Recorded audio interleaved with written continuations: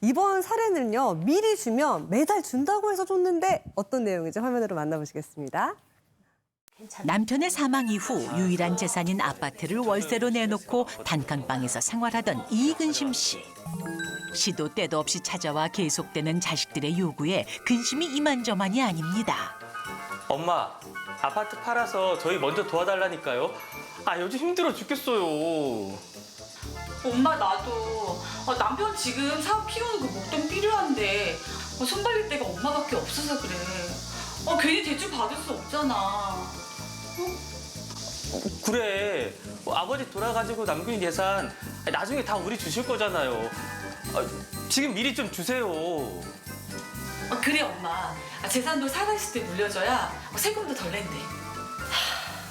그건 그렇긴 한데 지금 월세 받는 아파트 팔아버리면 생활비는 어디서 나오고. 그건 걱정하지 마 엄마. 아파트 먼저 주는 대신 우리가 다달이 생활비 챙겨드릴게. 맞아, 엄마. 월세 받고 있는 비용보다 우리가 모아서 더 드릴게요. 애원에 못 이겨 부탁을 들어줬지만 생활비가 언제부턴가 늦어지기 시작했습니다. 여보세요? 응, 아들. 요새 별일 없지? 엄마, 무슨 일이야? 아니, 지난달 생활비가 아직 안 들어와서 요즘 여기저기 아프고 병원비 나올 게 많은데 바로 넣어줄 수 있지? 죄송해요. 이번 달에 돈 나갈 때가 좀 많아서 다음 달에 같이 넣어드릴게요. 응, 시간 날 때 집에도 놀러 오고. 급기야 생활비도 끊고 발길마저 뚝 끊어버린 자식들. 근심 씨는 결심을 하는데요. 어이, 정말 1억이야? 생활비라도 준다고 해서 하나밖에 없는 아파트 팔아서 줬더니만 입을 싹 닦는 거야? 엄마, 나도 다니던 회사 잘리고 지금 힘들어. 힘들어 죽겠는데 엄마까지 왜 그래 진짜. 남편이 지금 사업 다 말아먹어가지고 우리가 먼저 길거리에 나앉게 생겼다니까. 아니 엄마는 그런 것도 이해 못해줘? 됐고, 너희가 이렇게 약속을 안 지키니까 나도 살 수가 없어. 어쩔 수 없다. 먼저 줬던 재산 다시 돌려놔. 유일한 재산을 증여했지만 돌아온 건 불효막심한 태도. 과연 재산을 다시 돌려받을 수 있을까요? 정말 날도 더운데 막 여기서 막 뭐가 이렇게 막 올라오는 것 같이. 같은 자식 입장에서도 진짜 저러면 안 되는 거 아니에요? 병원비는 드리고 생활비는 드려야지. 근데 이런 일들이 흔하게 일어나는 일이라면서요. 네, 상속 빈곤층이라는 말이 많이 쓰이고 있어요. 이거는 미리 줘서 힘들어졌다 이런 의미잖아요. 실제로 조금 전 보신 그런 사례들이 우리 주변에서 벌어지고 있고 상담권도 점점 늘고 있습니다. 진짜. 보통 자녀들이 이렇게 말을 하기 때문이죠. 어차피 주실 거 지금 주세요. 그러니까 필요할 때. 지금 필요하니까 빨리 좀 주세요. 라고 이야기하는 건데요. 그러면서 대신 이제 좀 여러 가지 이야기를 하는 거죠. 지금 주시면은 제가 매달 생활비 드리겠습니다. 제가 매일 찾아뵙고 잘 해드릴게요. 라고 약속을 하는데 그런 약속을 지키지 않는 경우에 이제 문제가 생기는 거죠. 맞아요. 네, 그러다 보니까 매달 부양비 달라라는 요구를 하는 경우도 있고 또 아니면 심지어 그래, 내가 미리 줬던 거 다시 돌려달라. 물론에. 네, 이런 요구를 하는 경우까지 생겨서 대단히 안타까운 경우들을 접하게 됩니다. 근데 그러니까요. 자식들이 부모님한테 막 울고 불며 하면서 이렇게 자세하게 이렇게 하겠습니다까지 말하면 부모님들도 흔들릴 수밖에 없거든요. 그래서 이런 걸 막기 위해서는 어떻게 해야 되는지 알아보도록 하겠습니다. 미리 주면 매월 돌려준다는데 그럼 부담부 증여를 활용하라. 부담부 증여. 이거는 무슨 내용이에요, 세무사님? 부담부 증여를 통해 가지고 이런 거를 미리 방지를 할 수가 있습니다. 부담부 증여라는 거는요. 증여를 하면서 일정한 조건을 거는 거예요. 조건부 증여라고 볼 수 있는데요.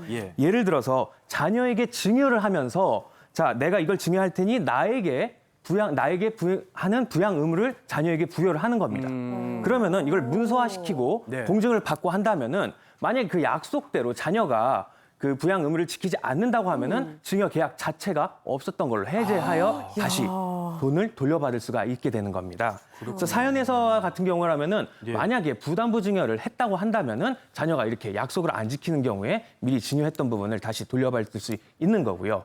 부담부 증여가 아닌 일반 증여, 그냥 증여를 하게 된다고 한다면 사연에서처럼 이렇게 자녀가 부양 의무를 지키지 않는 경우에도, 약속을 지키지 않는 경우에도 다시 증여했던 재산을 돌려받는 거는 많이 어렵습니다. 아, 저도 정말 진짜 화가 나는데요. 네. 이래서 어르신들이 죽기 전까지 그냥 돈 틀어지고 이 자식들한테 절대 줘서는 안 된다고 말씀하시는 게 이런 거군요. 예. 근데 이 자식들한테 하염없이 약한 분들이 또 부모님들이거든요. 그럼요. 네, 자식이 죽겠다 그러면은 또 어쩔 수가 없이 그냥 주시거든요. 맞아요. 예, 이럴 때 이 유언장처럼 법적 효력을 인정할 수 있는 이런 문서 작성을 좀 만들어 놓으면 안 되겠습니까, 변호사님? 화가 나네요, 진짜. 네, 그래서 제가 이 문서를 어떻게 만드는지 좀 설명드릴게요. 사실은 이렇게 안타까운 사연도 있지만 대부분에는 부모님들이 자식의 상황을 받고 돈을 줄 수도 있고 그리고 그런 상황을 잘 유지할 수도 있잖아요.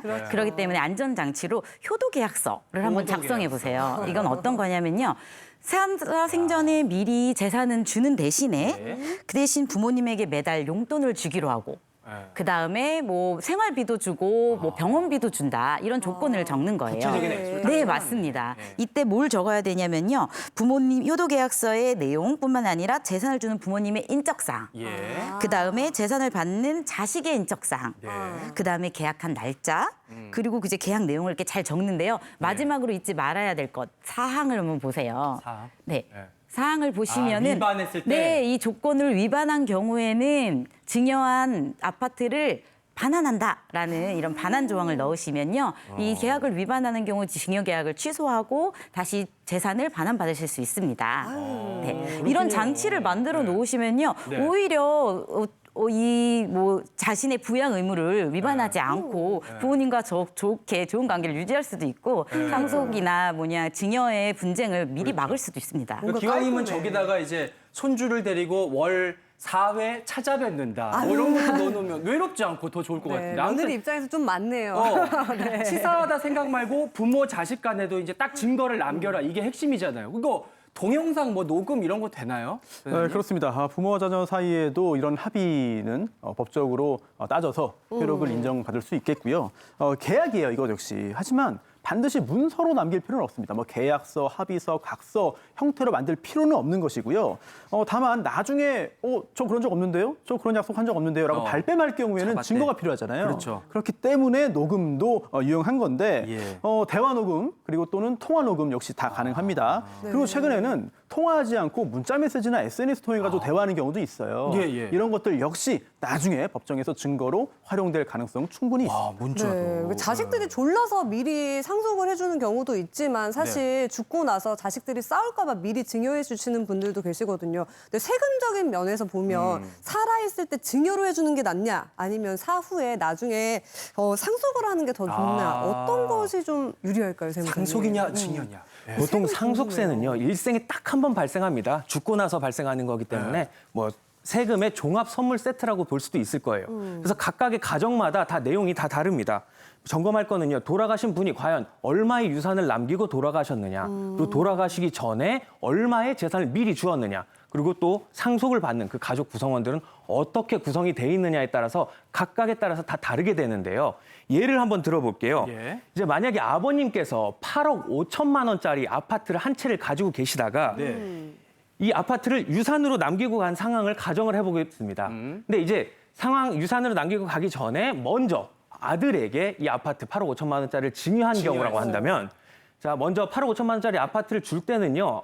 아들에게 줄 때는 우리나라 증여세는 5천만 원을 공제를 해줘요. 그래서 8억 5천만 원 중에 8억에 대해서 증여세가 나오게 됩니다.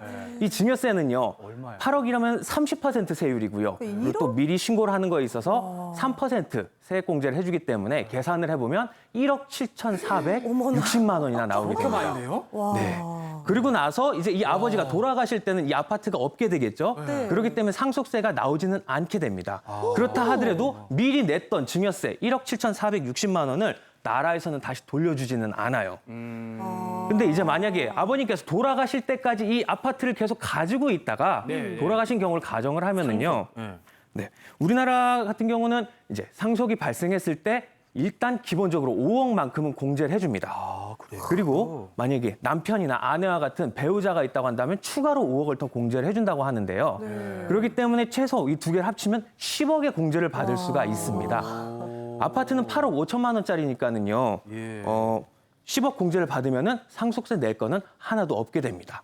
그래서 우리나라에서는 총 10억을 공제해 줄 때 8억 5천만 원에 대해서도 세금이 없기 때문에 10억이 안 된다면, 재산이 10억이 안 된다면, 그리고 배우자가 있다고 한다면은 증여로 미리 하는 것보다 상속을 통해서 하는 게 조금 더 유리할 수 있습니다. 네, 그러니까 우리가 뭐 이제 탈세를 하자는 게 아니잖아요. 그건 불법이니까 절대 하면 안 되는 거고 절세의 지혜들은 꼼꼼히 좀 챙겨놓을 필요가 있을 것 같아서 말씀드렸습니다.